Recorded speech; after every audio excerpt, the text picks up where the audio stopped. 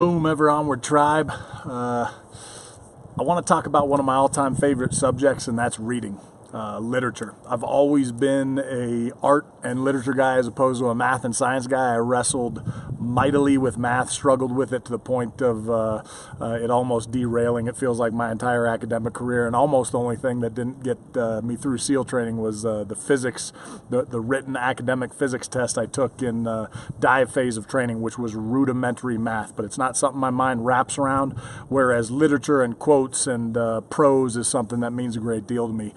My dad is one of the best read humans I've ever met. It's a glorious, special thing to have that much knowledge at your fingertips, and you find that through reading. Experience and the physical and the terrestrial are things obviously I want to be involved in at all times, but there's something magical about opening a book. You can't do it wrong. No matter what you're reading, whether it's fantasy, fiction, nonfiction, history, it's all good in my mind. Now, certainly you're going to enjoy some type of book over another, but in general, I think you can make no mistakes in that department. When I showed up my first SEAL team, senior chief, which is a senior enlisted ranking man in the United States Navy, tossed me this paperback copy of a book that I'm going to read from to you today called Gates of Fire, Stephen Pressfield's Gates of Fire. Pressfield, I'm lucky to say, has become a friend and a mentor and a buddy. I've met him through another mentor of mine, unbelievable thinker and writer. And this book, when that senior chief tossed it to me, he said, if you want to understand who we are, if you want to know what our culture is and what this warrior brotherhood is all about, read about the Spartans. And this is one of the best books about them. So I'm going to read just one quote from this book. It's one of my favorite quotes all time of leadership.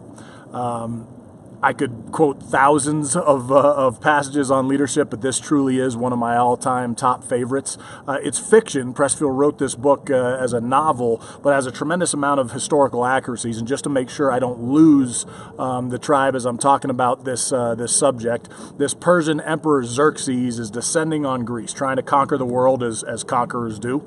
And he was well on his way, and he knew when he hit Greece he would hit some of the finest warriors on the face of the earth, and amongst those counted at the toughest, most fierce, and most committed were the Spartans. So this is about the 300 Spartans at Thermopylae. A lot of people know this story because of movies that came out. This book by Pressfield, Gates of Fire, I think is one of the best accounts, if not the best account, just the way it's written. And so again, Xerxes, this Persian emperor, is descending on Greece. The Spartans realize they won't have time to defeat Xerxes in combat in the initial wave and the initial assault of his landing on Greek shores. So they send 300 of their finest warriors to this geographic choke point where they know Xerxes and his hordes will have to come through. So they'll have him at a disadvantage as far as being able to throw his masses against them. And the goal was just of those 300 was to hold Xerxes and his armies up until the rest of Greece, Sparta, could rally for the fight that would hopefully win the cause, which in fact it eventually did. The 300 that went knew it was a suicide mission. They knew they weren't coming home, and that was fine by them.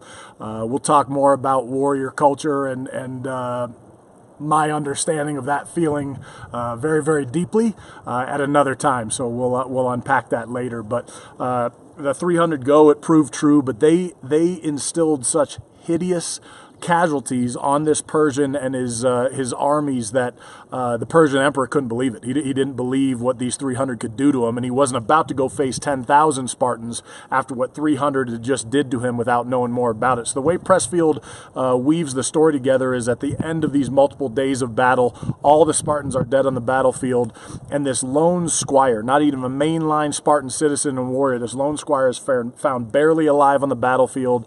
The Persian emperor Xerxes throws his surgeons at him and says, "Hey, keep him alive. I need to interview him. I want to understand the quality of these Spartans, what they believe in and what they think of before I face more of them on the battlefield."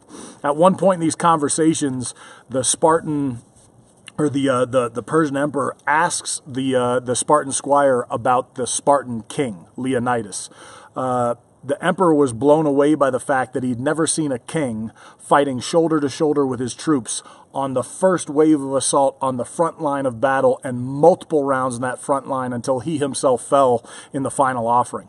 Kings usually sat in the rear. They watched the battle unfold. If they won or their army won, they'd take the victory lap. If they lost, they'd concede the field and so on. So this was unique in his experience on the battlefield, and he didn't understand it. So he asked this squire about the quality of this Spartan king. It's so beautifully written that it gets me a little bit emotional. But this is the answer. So this is the Spartan squire talking to the Persian emperor about the Spartan king. I will tell his majesty what a king is. A king does not abide within his tent while his men bleed and die upon the field. A king does not dine while his men go hungry, nor sleep when they stand watch upon the wall. A king does not command his men's loyalty through fear, nor purchase it with gold. He earns their love by the sweat of his own back and the pains he endures for their sake. That which comprises the harshest burden, a king lifts first and sets down last. A king does not require service of those he leads, but provides it to them. He serves them, not they him. In my mind, if you understand that passage, if that resonates, if you realize in any organization or your family or in your peer group of friends that the higher up the chain of command you go, the more power you wield, that the more people you are now in service to, I guarantee you as a leader, you are knocking it out of the park.